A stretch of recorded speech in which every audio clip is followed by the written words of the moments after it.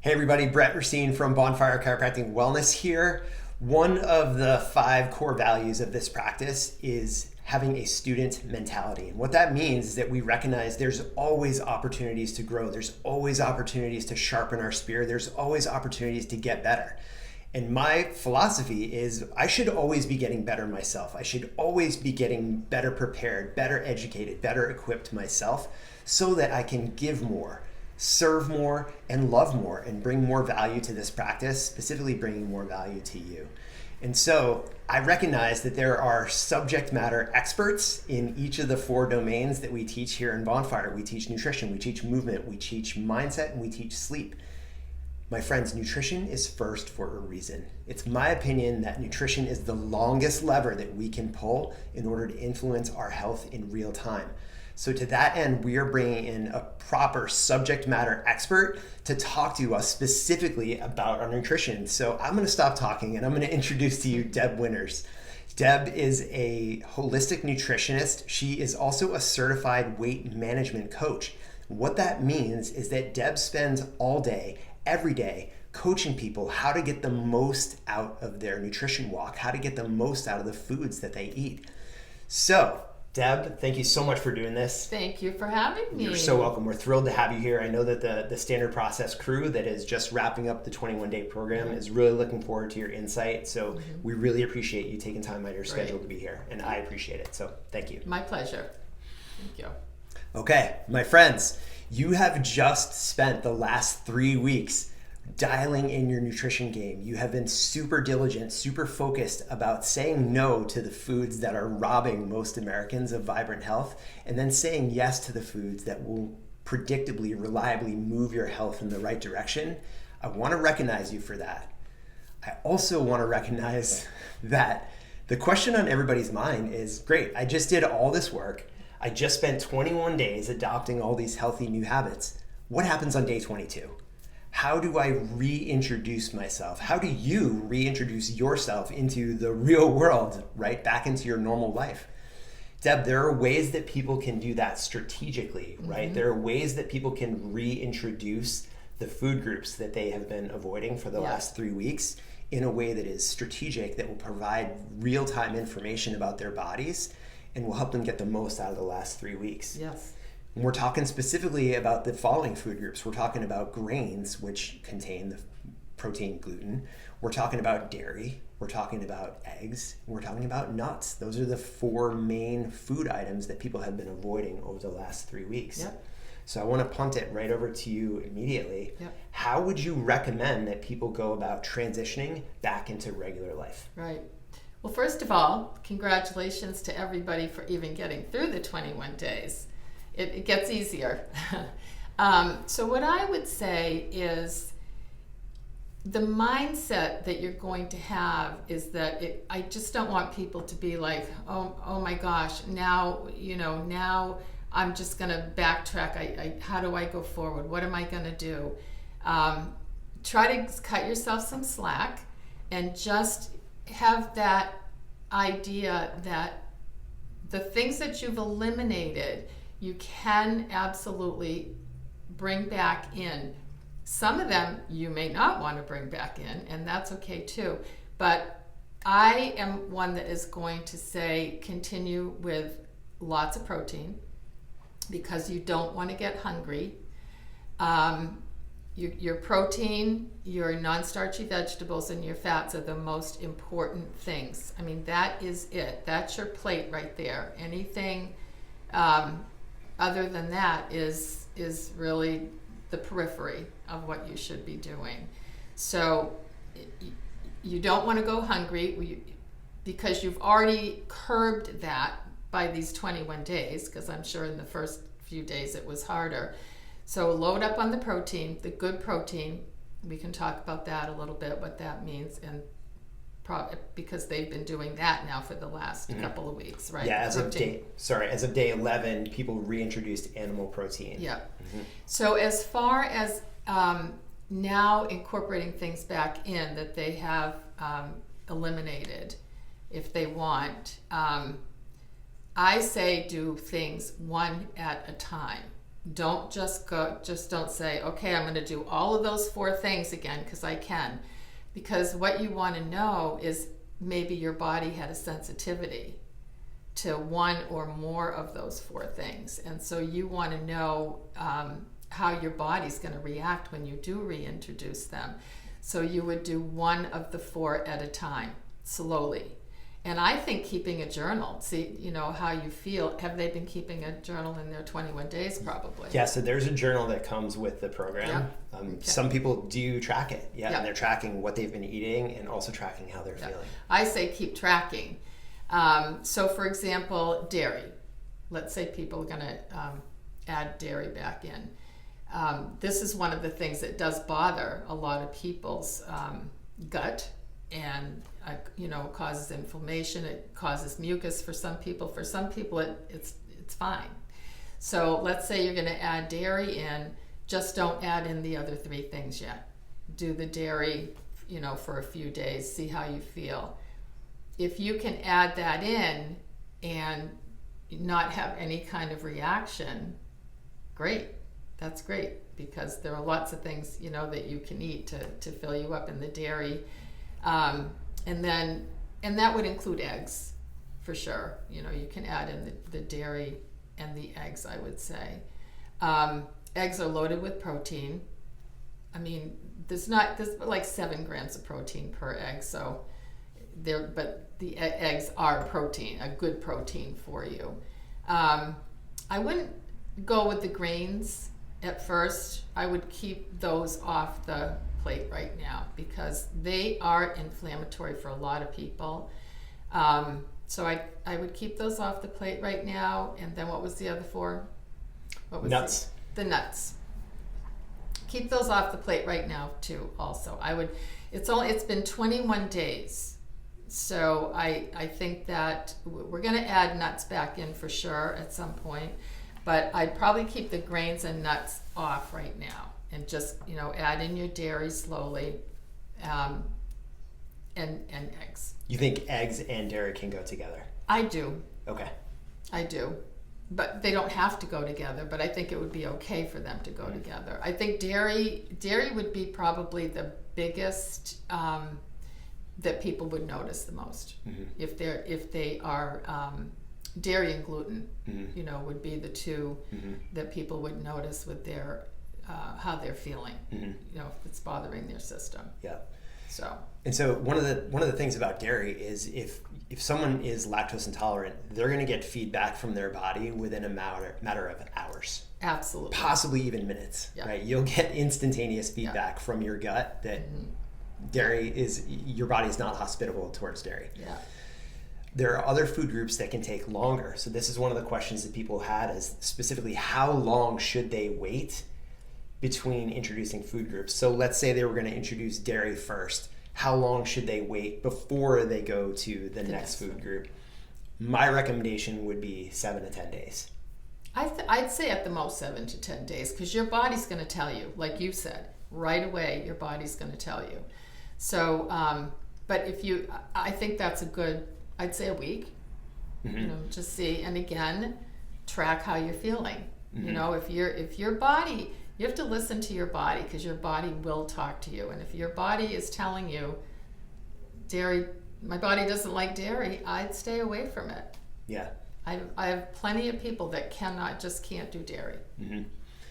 And people who are lactose intolerant know that, and they'll know that really quickly. But if someone has a lower level sensitivity towards dairy, that could take several days before that would fully express. Mm-hmm. And so that's why I think 7 to 10 days is really the most robust recommendation. Everybody is going to know within 7 to 10 days whether or not they are sensitive to any of those food groups, whether it's dairy or grains. And it could be different things. You could be experiencing things that you're not even realizing Mm-hmm. that dairy has even caused or Mm-hmm. is causing. So that's why, really keep track of your body and listen to your body. Yeah, that's a great point, Deb. You mentioned before, your body's going to talk to you, and so you have to listen. Yeah. So let's break that down. What are specifically some of the ways that one's body might be talking to them? In other words, what symptoms or body signals might show up if someone has a low, let's say a low level sensitivity to a food group? What might they experience? They're going to feel it right in the gut.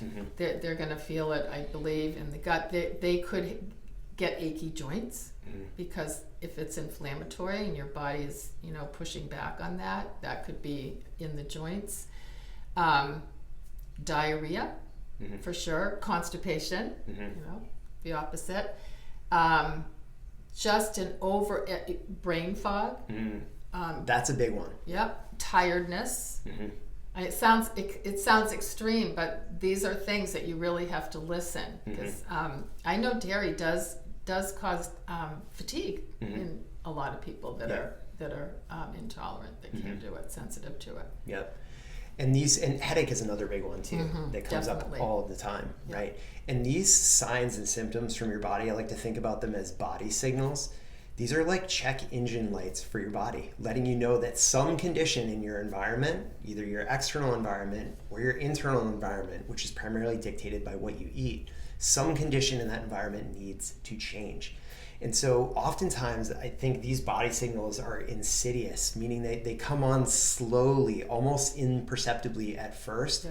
So I'll encourage you, like Deb was just saying, and you've done this with thousands of people, right? It's like many people. You've got to track this stuff, right? What really matters gets measured. And so the way that you measure your body signals is by tracking it. Yeah.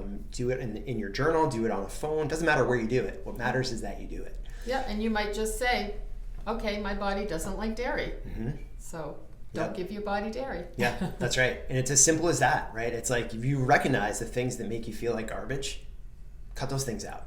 It's not rocket science. Yeah. Okay. Absolutely. Anything else you want to add there, Deb?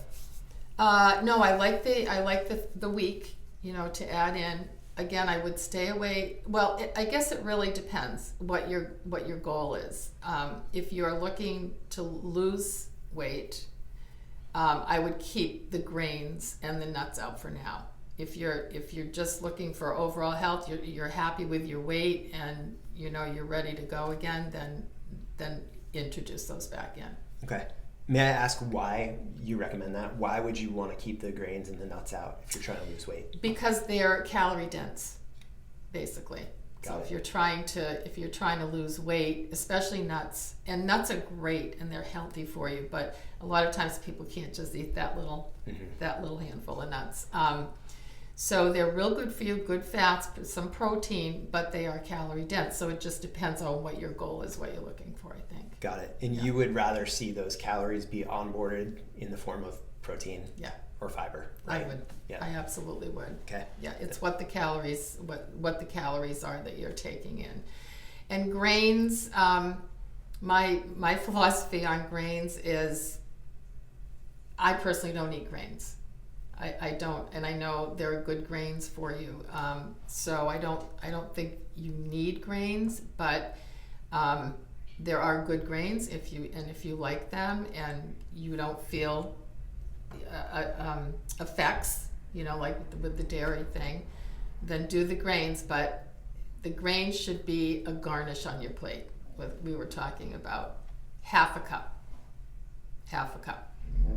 Got it. After the period of time, the waiting period. Yeah, got it. So you heard that, guys, that the grains are a garnish, right? When you get a awesome plate of food at a restaurant, you get a teeny little piece of parsley.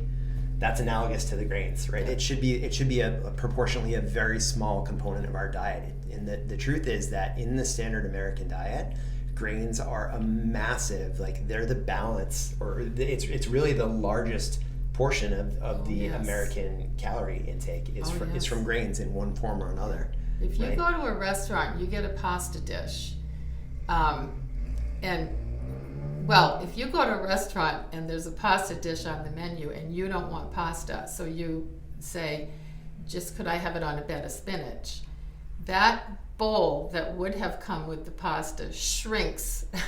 It shrinks to nothing because now you're getting the protein and the spinach, but normally that plate would be huge and it would be the pasta taking up space on there. And the calorie count goes down exponentially as well. Absolutely. Yeah. Okay. Yeah. Good. Okay. Deb, anything else you want to add there in terms of the reintroduction of foods? I just want to mention gluten. Please. Gluten, you really want to give your body time to figure out gluten, because there are lots of, and it's kind of the same symptoms if you're sensitive to dairy that it could be with gluten too. So my feeling about gluten is no one needs it, but if you're sensitive to it, you really don't want it in your diet. So you really want to see what that's doing to your body. Mm-hmm. Yeah. Yeah, and so high sensitivity to gluten is typically associated with what we call celiac disease. If someone has celiac, they're going to get feedback from in their gut within minutes of eating. Yeah. Gluten-heavy grain food. They're going to get that feedback almost instantaneously. Yeah. Someone with a lower level of sensitivity, that feedback is going to be slower, and it's going to present. At first, it might present as things like fatigue or brain fog, right? You can't retrieve the exact word that you want. Your word recall is bad. Your memory recall is bad. It's these like very, very small signs and signals that will show up for you, and you have got to pay attention to those things. And also, you mentioned before the aches and pains, right? Oh, yeah, the inflammation. That's all driven by. It's all driven by inflammation, and we talk about this all the time. If you have an underlying musculoskeletal issue in your body, let's say it's a knee, it's a shoulder, it's a wrist, it's a foot, it's your spine, it doesn't matter what it is. If you have any osteoarthrosis, you have osteoarthritis, you take the inflammatory effect of a gluten-heavy diet, and that's like pouring gasoline on a fire. It's going to make all of those musculoskeletal conditions feel way worse. And the people that have now, everybody that's done this 21 days, if gluten or dairy was affecting that, they should be feeling none of that now. They should be feeling way better. So you'll know when you add it in, if you start getting that back, that that's another thing that you want to cut out. Yep. Same thing with headache. Same thing with feeling lethargic or feeling like you have low energy or low mood. It might even present as low level depression. Yep. Like gluten can inflame every cell in your body. That includes your brain, right? And so if you're experiencing body-wide systemic inflammation, that's affecting your brain too. That's going to affect the way that you feel. It's going to affect your mood. It's going to affect your outlook. Absolutely. And all of that is like turning down the capacity of your entire life. Yeah. So I'm with you, Deb. Yeah, I'd say gluten even over dairy can be more dangerous for your body, because you can be, there are different degrees of gluten intolerance. You can be gluten sensitive all the way to celiac, and sometimes you just don't know, but it really does affect people severely. Mm-hmm. Yeah, and there's this new concern, which is that most of the grain that's grown here in the United States, unless it's specifically organically grown, is genetically modified. Absolutely. Right? And those grains are genetically modified to be tolerant to an herbicide called glyphosate. And so glyphosate was produced, it doesn't matter, but glyphosate was produced decades ago, and it's now treating so many of the crops that are grown here in the US. And the truth is that a lot of people might not be sensitive actually to gluten. They might not be sensitive to the grain, but they very well could be sensitive to the glyphosate that treats that grain, right, as it's being grown. So that's this whole new category. Yeah. And the best way to make sure that you're getting neither the gluten nor the glyphosate is to go light or avoid the grains altogether. Yep, I agree. I agree with that. Okay. Let's move on. Okay. So we're going to address some of the questions that came in specifically from our standard process crew. The first one we're going to hit on is, what are the key nutrients, Deb, that people should focus on? And what are the best way to get some of those nutrients? So nutrients meaning what your plate's going to look like when you're eating a meal, right? So the most important macronutrient is protein. Non-starchy vegetables, and a really good variety. So those are your dark green leafy vegetables mostly, not all, but non-starchy. Starchy are more like your squashes and things like that, and the beans, and good fats. good fats are super important. So your avocados, your olive oils, eventually nuts. Nuts aren't bad. Nuts and seeds are wonderful for you. But again, that would be some examples of good fats. But fiber is super important, which comes with your green leafy vegetables. So really, protein, non-starchy vegetables, and fats is the trifecta for health. Protein, fiber, and fat. Right? That's the healthy plate, and in that order: protein heavy, fiber heavy, fat forward, I would say. And there is so much science on protein now. It's so funny how, this has come about. It's not brand new science either. I mean, but there is a lot of science out there about how important for the musculoskeletal system, for our brains, just say for our weight, our overall weight, protein is so important. So you're going to start every meal with protein first. That's what I would say. Great. Yeah. Deb, what's the ideal amount of protein that a person should be getting per meal? I would say, to make it simple, per meal should be 30 grams per meal. 30 grams of protein per meal. And it's not hard to get that. If you take a piece of chicken, for example, that's 4 or 5 ounces, that's 30 right there. So it's really not difficult to get it, and you want to start your meal with that, because that will start to fill you up. And then you're not going to be craving, things that you shouldn't necessarily be eating.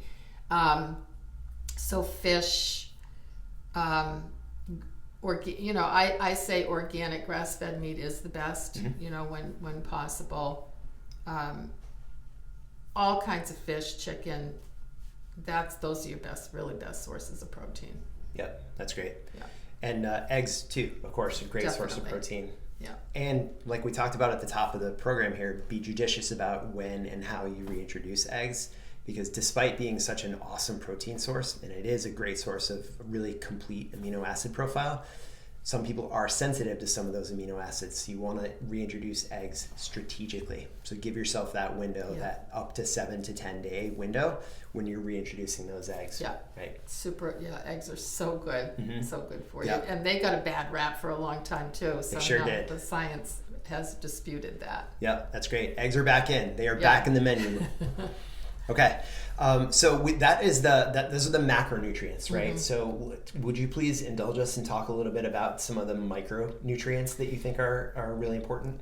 Well, in terms of like vitamins in general, calcium obviously, but those are hopefully going to come from your vegetables. I think magnesium super important. Your B vitamins, B12 especially, it's very important because that feeds the nervous system. That gets through the blood-brain barrier. It's very important because you can get the other Bs from food, but you cannot get B12. That's an essential vitamin. So that one you have to supplement with. I said calcium, omega-3 fish oils, really important. And just like a really good multivitamin is going to have a lot of your micronutrients that are magnesium. So a lot of those things you're going to get from probably a supplement, but the macros are the very important. Yeah, got it. And the best way to get that is through a whole food diet. Eat your nutrients. Yep. Okay, great.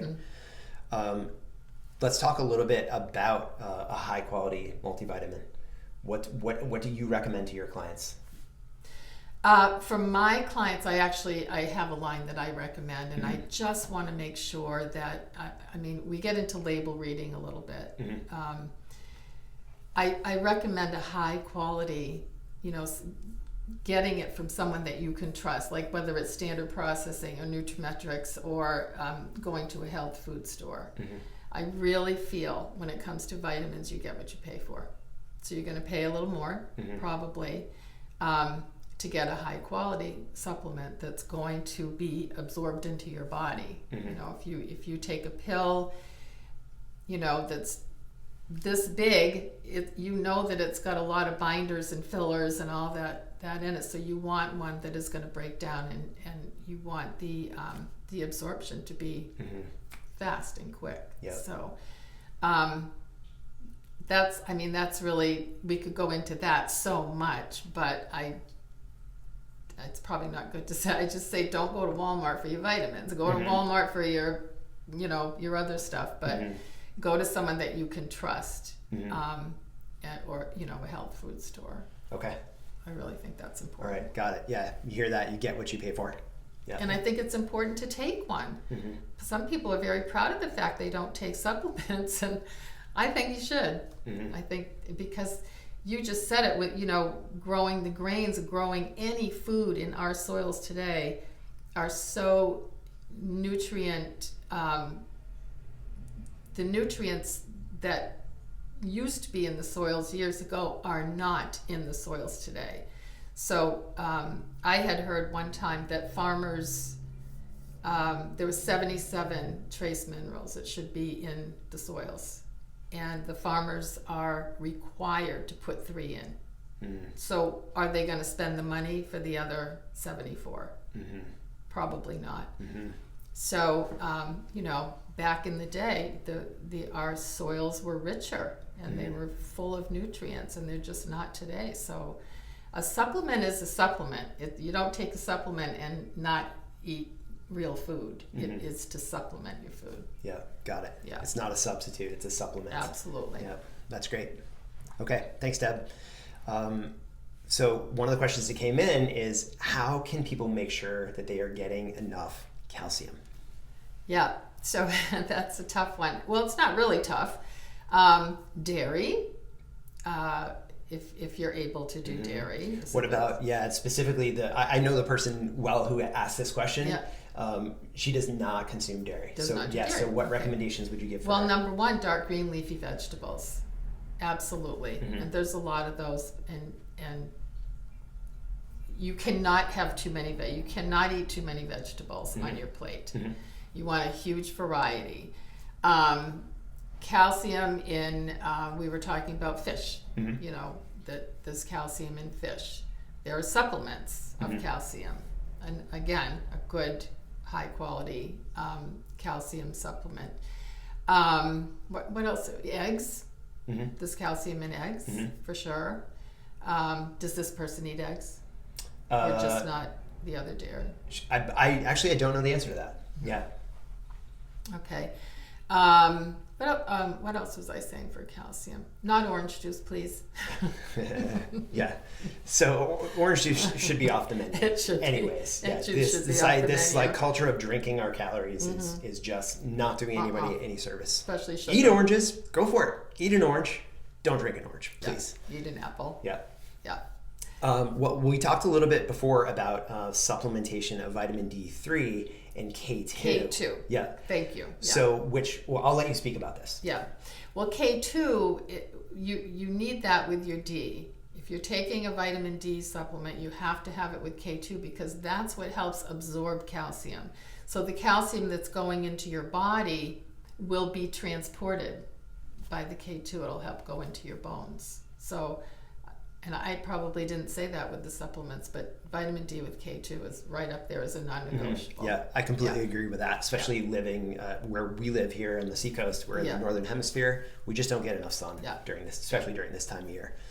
So Deb's point about vitamin K2 is that it will take the calcium that you're getting in your diet already and make it much more efficient. So you'll just get way more value out of the calcium that you're already consuming. Yeah. So you can get that calcium through supplementation, you can get it through leafy greens, you can get it through eating small whole fish like sardines. When you get a can of sardines, you're eating the bones in that sardine, right? And bone, we know, is a repository for calcium in the body. So that's true of humans, that's true of fish too. So you can get it. That's a great calcium source. Yeah, bone broth too. Yeah, good. So hopefully that addresses the calcium question. Anything else you want to add there? I don't think so. All right, I got that. Let's talk about time. So a series of questions came in about timing. What is the best time of day for a person to eat? I know you have feelings on this. I do have feelings, but I also like your feeling about it too. I think it depends what you eat. So first of all, I think for women, you need to start your day with food. And then the workout question came up, is that some people cannot work out with food in their stomach. And if you can't work out with food in your stomach, then you shouldn't. If you can, before a workout, if you do a morning workout, some people work out afternoon, some evening. If you do a morning workout, I'm saying that you need to get some protein in your body before that workout. Mm-hmm. And for women especially. For women especially, yeah. So you have a much deeper expertise on women than I do, right? Yeah. Okay. So how much? Well, again, you can do the full 30 grams. You can do like a protein shake before you go. Mm-hmm. You can do some yogurt with protein powder. If that's too much before a workout, then just cut it in half. Do like maybe a half a cup of yogurt with a half a scoop of protein powder. But get something. Women do better with a fed body as far as working out and even working your brains. Women just do better. Unless they can't, and everybody's individual. Mm-hmm. But I say you go for a workout, you have protein probably 30 minutes or so before you work out, and then you have the rest of the protein after you work out. Mm-hmm. Yep, in that roughly 30 minutes post-workout when your cells are hungry and craving that mm-hmm. nutrition. Just right? make sure you're putting the protein in. Mm-hmm. Yeah. Okay, great. So I want to double click on this too. The question about what is the best time of day to eat, my belief is that when you eat is far less important than what you eat. So I would much rather see you adhere to a clean, nutrient-rich, whole food diet than to cling to this idea of maintaining a fast. I think that what you eat is more important than when you eat it, period. Mm-hmm. I agree. Yep. That said, what are your thoughts on this culture of intermittent fasting? First of all, let's define what is meant by the term intermittent fasting, mm-hmm. right? Yeah. Intermittent fasting is really just this concept and this practice that we have restricted feeding windows, right? So we have time restricted windows. And so what that would look like is if you were going to do a 12-hour intermittent fast, you would have your last meal of the day maybe at 5 p.m. Then you have your first meal of the day no sooner than 5 a.m. So that's a 12-hour gap where you're not eating anything at all. Okay. That's a natural fast, and I think 12 to 14 hours for the average person is the best fast. When I say average people, we're not talking about super bodybuilders or marathon runners or people like that. But average people just going about their day, I think a 12-hour fast is really good. I think your body needs to reset, through the sleeping, because I know that mm-hmm. your sleeping is your thing. But I think that is perfect. And then what you break the fast with is extremely important. I have heard people say, oh, if I fast, I can eat anything I want. No, that's not the purpose of fasting. Fasting is for a reset for your brain, your body, your gallbladder, your gut. But so you're going to break that fast with protein because it will not spike your blood sugar. So during that natural fast, which really is just nighttime, just don't eat after dinner, and your blood sugar is now going to be low, of course, because there's no food in your stomach. So you have to be careful what you break the fast with, and protein really is the best thing because it won't spike. You don't want it to spike. You want it to just be gradual to go up. You're talking specifically about blood glucose levels. Yeah. Right? You don't want your blood glucose levels to spike in because the morning. if your blood sugar does spike, your blood glucose, your brain is going to tell your body to store fat. Mm-hmm. That's what happens mm-hmm. there. So you will store fat, mm-hmm. and that's not what most people want to do. Right. Yeah, that's exactly right. So this is a delicate balance primarily of two hormones, insulin and cortisol. And when it comes to blood glucose levels, cortisol and insulin have really competing roles, right? So insulin, everybody knows the job of insulin is to take the glucose that's in your blood and to deliver it to your cells so that it can be used immediately as energy immediately burned, right, through the Krebs cycle, or stored longer term in the form of what's called glycogen. And so most of that is stored in the liver, and then beyond that, stored in your tissues as fat. The job of cortisol, on the other hand, is to make sure cortisol has a lot of roles in the body, but metabolically, one of the things that it does is it makes sure that your blood glucose levels never get too low, right? Because your brain, even though your brain's only like 2% of your body weight, it hogs 20 to 25% of the energy from your body. So cortisol has this crucially important job of making sure that your brain always has enough glucose, because that's the preferred fuel for your brain. So when you are going through a night's sleep where you're not eating anything at all, right? You do a 12-hour fast like Deb was talking about, cortisol levels are naturally going to dip, and they're going to be at their lowest in the middle of your night's sleep. As you start to wake, your body's starting to get a little bit energy hungry. Your cortisol levels are going to start to come up, right? One of the things that happens when cortisol levels start to come up in the morning is your body temperature will start to rise. That's why sometimes you wake up and you're like, oh my gosh, I'm like 1,000,000 degrees, ripping the covers off. You can thank cortisol for that job. If you then go and feed your body something that's super sugar rich, you slug down that glass of orange juice that we talked about, you eat a bowl of cereal, you have a muffin, you have like a nutrition bar, cereal bar, whatever, all of that is going to throw your blood glucose levels into chaos. Yep. You'll get a quick glucose spike. Insulin will come on the scene. It will then lower your blood glucose. Then you get another cortisol spike, and then you're on this blood glucose roller coaster all day long. Absolutely, spiking, crashing, spiking, crashing. Yeah, and your mood swings along with that. Your ability to focus swings along with that, and you end up with brain fog, right? And then to top it all off, you reach the end of your day and you're exhausted, but you can't sleep. Right? And so the antidote to this is exactly what Deb was just saying. It's a protein-heavy meal first thing in the morning. Yeah. And also at the end of the day, if you don't start off with the protein, you will be starving. Absolutely starving if you don't get that first meal. So, and like you said, it doesn't matter exactly when you get it. It's just what you break that fast with. I mean, it's good to do it within really 30 to 90 minutes of waking, if you're going to have that.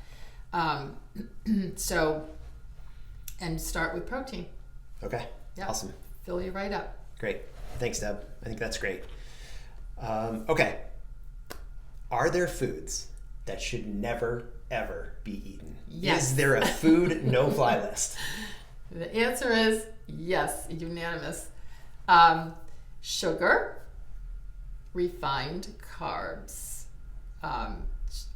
Those are the two, I would say those are the worst. Okay. Anything in a box, sugar, refined carbs. Never. Yeah. You're talking specifically about added sugars, right? Yes. Not sugar that comes in berries or fruits. Right, exactly. Okay. But yes, so it's the sugar. You just listed them a minute ago. Muffins, bagels, cereal, oatmeal. Sorry, folks, people. That's not what you want to start your day with. But anyway, in general, it would be anything baker. Sugar. People know what's in sugar. It's the addiction. And all of these people have just gone 21 days without it. Keep it going. Yeah. That's what I would say. Yeah. So those are the two main addictions for people in their diets. What they eat is going to be sugar and refined carbohydrates. Refined carbohydrate, both of them are just dangerous. They're dangerous for your health. Okay, got it. Yep. Thanks, Deb. What about? Let's talk a little bit about fats, right? There are oils and particular types of fats that should be on that food no-fly list. Yeah. Can you break those down for us? Yeah. To have, you mean the fats? No, that we should be avoiding. Oh. Yeah. So I'm talking specifically about trans fats. Trans fats, yep, heinous fat, right there. And trans fats are tricky because anything that says hydrogenated or partially hydrogenated, partially fractionated. They hide it. They hide the trans fat word. But those are trans fats. Those can cause, terrible inflammation in your body, and so those are bad. Now, what other fats? Yeah. So other things that we want to look out for in the fats category are industrially produced oils like bean oils and seed oils. Seed oils, yeah, not good. Yeah, nasty. Those oils are formerly industrially produced. They were industrial waste products, right? Which food manufacturers figured out are shelf stable and have a good mouthfeel, which means that they're cheap and easy to produce, and they can be Trojan horsed into so many packaged foods, right? And so the problem is that those foods are not recognized by our bodies as actual food. Right? And so what happens when you onboard something that your body doesn't recognize as salubrious or beneficial food? Your body goes into defense mode and it launches a low-level immune response. That low-level immune response to those bean oils and seed oils, that is systemic inflammation. Yeah. And what we have learned recently about industrially produced seed oils, do you know how long those oils will persist in the body after you eat them? Oh my gosh. I don't know, 20 years. 7 years. 7 years. You guys, what you have to recognize is that you are fat. You are fat. All of us are fat. You are composed of cells. Cells are composed of fat, and especially like a healthy functional cell membrane, which is how the cell interacts with the environment around it. That cell membrane is composed of fats. And if you're onboarding these frankenfats, right, these industrially produced seed oils, you're getting non-functional fat that's embedded in the membranes of those cells, which means you have cells that are not functioning properly, which means you have a body that's not functioning properly. Absolutely. 7 years. Yeah. So listen, I love a good fish and chips. I love it, okay? My name is Brett Racine. I'm a fish and chips fan, okay? I'll admit it right here. But it's like, the truth is you have to think twice about whether or not I'm going to indulge in that. That's a 7-year commitment. Yeah. How many 7-year relationships have you had in your life? Yeah. Not that many. No. And you talk about the fish and chips. If you drop one of those chips in your car, it will be there 7 years later, looking exactly it'll look very the similar. same way. Yeah, it'll look very similar. Yeah. So you want your extra virgin olive oil. Avocados is a great source of fat. Coconut oils, avocado oil. That's recommended to cook with versus extra virgin olive oil. Extra virgin olive oil is better on your food than cooking with it. So eat the olive oil, cook with the avocado oil. You got it. Yeah. Yep. And the avocados and nuts and things like that are good sources of fat, but the trans fat is heinous. And a few years ago, they took trans fats out of foods, and they allowed the food industry to put on boxes no trans fats.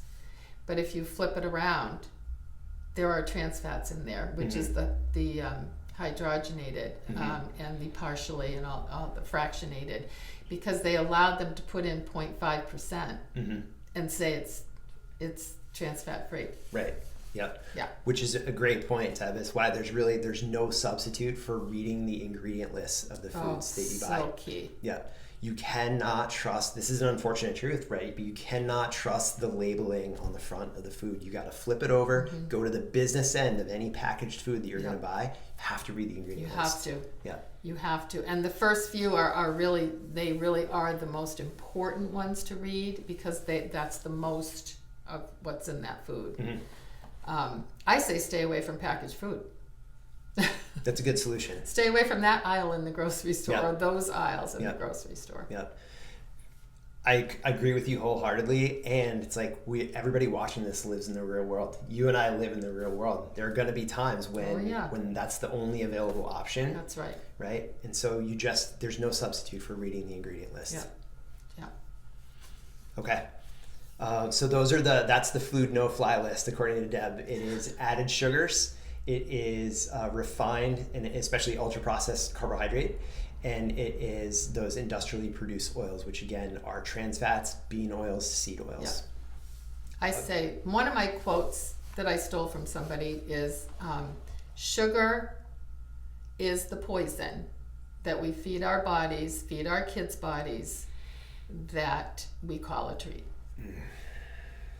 Amen. Yeah. Yep. Amen. And the solution to that sugar craving is having adequate protein on board. Okay. All right. Let's talk about cravings. Yeah. What are your Speaking of sugar. What are your recommendations? See how I segued there? Yeah, exactly. I was expressing my own craving. So what are your recommendations for how we handle cravings? Okay. So the first thing I want to say, and we did talk about this, is that we do live in the real world. There are going to be birthday parties. There are going to be parties. There are celebrations, and those things are going to be there. So I do feel that if you have your adequate protein, we're harping on protein, but it is true, that you're not, as long as you're not starving and you go for those. I'm not saying to go for them, but you're going to go. People are going to go for those sweet foods here and there. You're looking at one of those people. I know. It's going to happen. Yeah. But as we talked about, if you go off the wagon and you indulge in something that you know is not good for you, but you're going to indulge, the next day, just get back up on the wagon. It's not about beating yourself up. That's the worst thing that you can do, and feeling like that you're a failure, because that's not true. You had an indulging day. Well, I guess we could say treat, if it's a treat to you. So you had a treat day. I used to call it a cheat day. If you have a cheat day, okay, I had it.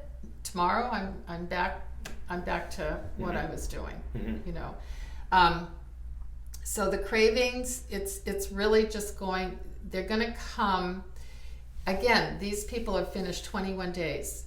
So really, they should not be having cravings right now. That's a long time to go without these things. So they're way ahead of the game, and that's where they want to stay. So if you want to indulge yourself here and there, it's going to happen. It is going to happen, but I just don't want people to focus on that, because that's not a failure. It's just one day. Yeah, everybody falls off. It's like, it happens in sports, it happens in business, it happens in your relationships. You have bad days, right? And you have days where you don't show up the way that you want to. But over the arc of a lifetime, over the arc of a career, the people that are the most successful, most impactful, and the most fulfilled are the people who can course correct, right? So like Deb was just saying, you fell down, you onboarded a bunch of sugar, you binged, whatever it is. So what? Shake it off, course correct, start over. It's not an excuse. It's not a reason to continue to drop the ball. Right. It's not a reason to continue. Like, let's say you wake up one day and you slug down a glass of orange juice. You can course correct as early as lunchtime. So just don't let that orange juice turn into 3 steak and cheeses and then 4 beers in the afternoon and like a huge piece of cake at dinner. It's like, no, you fell off in the morning, you course correct, you get back on it. That's it. Yeah. And it's interesting too, like when you go through a detox or a reset, you're not going to crave like you craved before. You're just not going, those cravings will really diminish. So you might get done the 21 days and think, okay, well, I'm gonna have a brownie or a piece of cake, and people may do that and think, I don't really need to finish this, because you really have taken that craving out in 21 days. So that's what you want to, so if you go for something like that, just maybe don't do a big piece, or just do a little piece, but and do it on the backside of a hefty dose of protein. Absolutely. Protein is your best defense. Yep. Guys, I say this in practice all the time. Environment trumps willpower. Willpower is a finite resource, but what you can do is you can optimize your environment so that you don't have to rely on willpower quite so much. One of the best ways to optimize your internal environment, I'm sure you're detecting the trend here, like Deb has said over and over, is make sure you're eating plenty of protein at every single meal. 30 grams per meal. That's your best defense against cravings. And you know, a little tip when you go out to eat, I used to tell people, when a lot of times you go out to eat, what do they bring you first? Bread. Exactly. So if you say to the server, could you just bring me a small house salad? Or have that at home, something like that. Not even protein, but you get some of that fiber in you, that's going to fill you also. And so they look at you like you have two heads when you say, no, I don't want the bread, but could you bring me a salad? But or doing something at home, a few raw veggies before you go out will kind of curb the craving for that also. Because that bread, darn it, you either have to say no bread or Yeah. You know the reason why people love fresh baked bread with butter so much? Because it smells good. Because it's delicious. We love it because it's delicious, right? So if you think about the restaurant experience, it's actually drinks first. Yep. Which has the effect of giving you a dose of sugar. Yep. So then your brain's like, oh boy, party time. Yep. It lowers your inhibitions. And then the bread comes out and you're like, oh, here we go. Let's do this. And you're off to the races. Yeah. So again, environment trumps willpower. So optimize the environment, come in protein heavy ahead of time so that you can attenuate some of those cravings. Yeah, absolutely. And you will. I mean, it really does. It really does do that. Yeah. Okay. Deb, what are some good junk food or what are some good junk food substitutes? So instead of chips, crackers, we can eat what? I love to tell everybody raw veggies dipped in, if you do the dairy, cottage cheese is so good. Ooh, that's My a good one. grandson today was eating cucumbers dipped in cottage cheese, a 12-year-old. And how proud were you? I was like, ooh, that's pretty good. But those cucumbers are good. Cucumbers are so great for a snack. Yeah.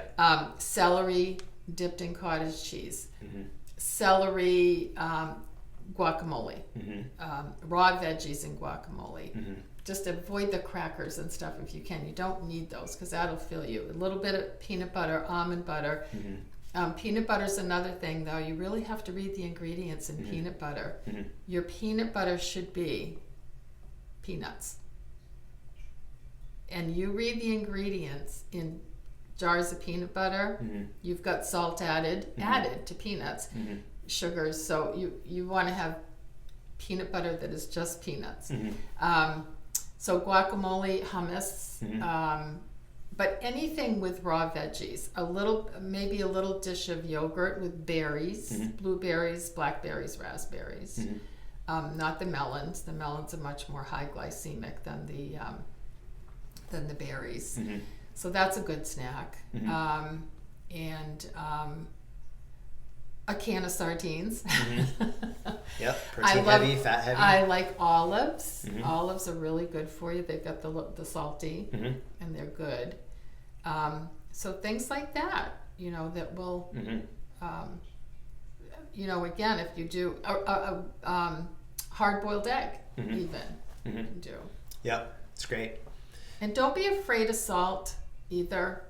I mean, you don't want to, but salt is really okay. That's not bad. So if you want to salt your egg, I guess is what I'm saying. So that can be good. Salt your cucumber too. Salt your cucumber. Yep, delicious. Yeah. One of the treats that we have taken to eating are those carrot chips. You've seen these? It's just a fresh raw carrot cut into the shape of a chip. Yeah, with the which is waves perfect. in it. Yeah, perfect for dipping into guacamole, which we make constantly. Yeah. Perfect for dipping into hummus, which Shannon mercifully makes constantly. Thank you, Shannon. Yum. Yeah. I love pea pods. Delicious. Pea pods. Oh, they're so good. It's like eating candy, but they're just loaded with fiber and good stuff. What about, Deb, when you are like, you need a potato chip and and nothing else will do, how do you feel about those baked sweet potato fries that we can make? Oh, that we can make? Yeah, Absolutely. just sweet potatoes, olive oil, and then baked or broiled. That's the best chip. It's great, right? A little bit of salt on that. I really think that's like the secret weapon. Yeah. Yep. I'm a person, like, to be perfectly transparent, I'm a person who I crave the salt and like crunchy crackers. Yeah. And so those sweet potatoes chips, or excuse me, sweet potato fries really scratch that itch. So you're a carb craver. I am. Yeah. Yeah. Also chocolate chip cookies. Okay. That's you're a the other sugar big one. craver. No.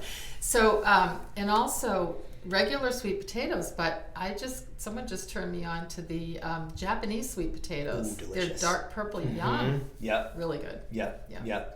That's an antioxidant bomb too. Oh, it's so good. Yep. Super good for you. Delicious. And it's different than your white potatoes because it's got more fiber in it. It's not as starchy. I'd say stay away from the whites. I say stay away from anything white in foods. That's a really good rule of thumb. Yep, Breads, rices, pastas, potatoes, things like that. Okay. Yeah. And do you say stay away from them all the time at all costs, or are you saying eat them very sparingly? Yeah, I'm saying if you don't need them, don't eat them. And if you really need them, again, I'd say half a cup. Okay. That's not a lot. That's a garnish again, and that's all you need for for those starchy things. Okay, got it. Yeah. All But right. again, it's not about necessarily feeling like you're having to eliminate everything because that doesn't feel good. You know, so you should be able to allow yourself to have something like that and not say I can never have it again because that's not true. Yeah. What's the one word in your vocabulary that you hate more than any other word? You mentioned it earlier. Oh, I'm Italian. No, you were talking about diet. You hate. I hate the word diet. Diet, D-I-E. Diet has a starting and an ending. This is about a lifestyle, and you've started your 21 days towards a new lifestyle, and that's what I like. I do not like, because diet is negative. Everybody I know, and I work with some medical people and nurses, and they go on diets all the time, and they're most of the people that are on diets are overweight, and they're just hating every minute of it, and I can't do this and I can't do this, and yes you can, so it's because people's mindset about a diet is restricting. Restricting. I mean, you've restricted in 21 days the things that really needed to be, but people's mindset about diets is a negative word of restricting. I can't have it. Yeah. So. Yeah. Yep, I don't like it. Okay, fair enough. I like it in the sense of lifestyle, diet and lifestyle. That sounds okay to me. I eat a healthy diet is okay. Yeah. I am on a diet. No. Not as good.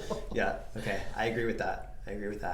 One of the things we know from the study of habit change is that habits have to have some element of being enjoyable, rewarding, and sustainable. Otherwise, we won't do it. Like any new behavior won't stick if it's not at least tolerable, but ideally somewhat enjoyable. Yeah.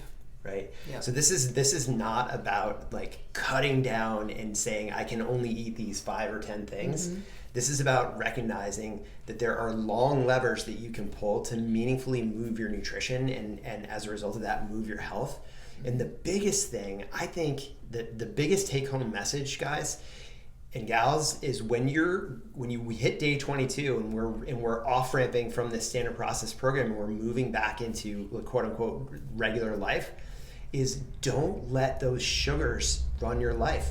Don't let those industrially produced oils run your life. And that means that most of your calories cannot come from a box. We cannot go right back into this habit of eating packaged foods, because that's the single biggest source of both added sugars, ultra refined, ultra processed carbohydrate, and industrially produced oils. Yes, and many of, hopefully everybody that's done this 21 days is already feeling a little bit, if you can think of it this way, rewarded in feeling better. You should all be feeling better, and that's a reward right there. Your clothes are fitting better, things aren't so tight, aches and pains have hopefully diminished. So to me, if people could get that mindset of being rewarded by feeling great, like optimally healthy, is that to me is a reward right there. So well said. That's exactly it. Feeling way better, having a better experience of life, that's pretty rewarding in and of itself. Yes. Yeah. Yeah. Because Good. I don't think people know how bad they feel until they do something like this, you know, to change it. Yeah. So my friends, we're gonna unless, do you want to add anything else here, Deb? I think feels like we've covered a lot. Yeah, we have. All right, so let's land this plane right now. Okay. I want to leave you with that, which Deb just astutely said, which is feeling better, functioning better. That is the reward.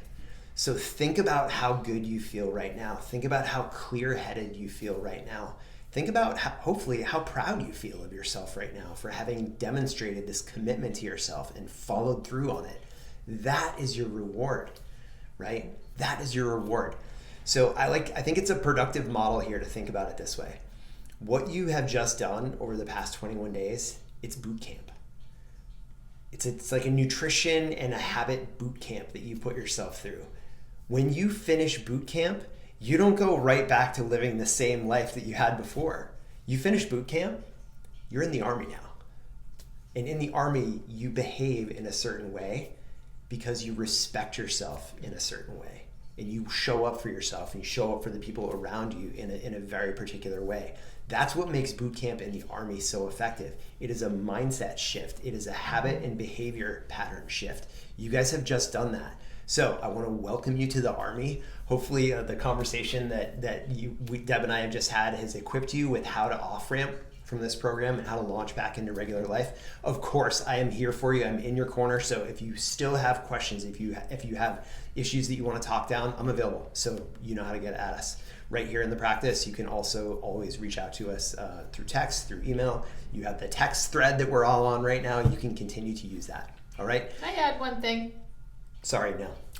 We're done here. I would like to say one thing. What you set in motion carries in motion. And there's an age difference between us a little bit. And I see in the older age groups that what they've set in motion, many of them are taking a slew of medications. They can't get up out of their chair. Some of them are on oxygen. I mean, I'm seeing people every single day. So what you set in motion carries in motion. So just respect your health in that way and just cut that stuff out. Awesome. Yeah.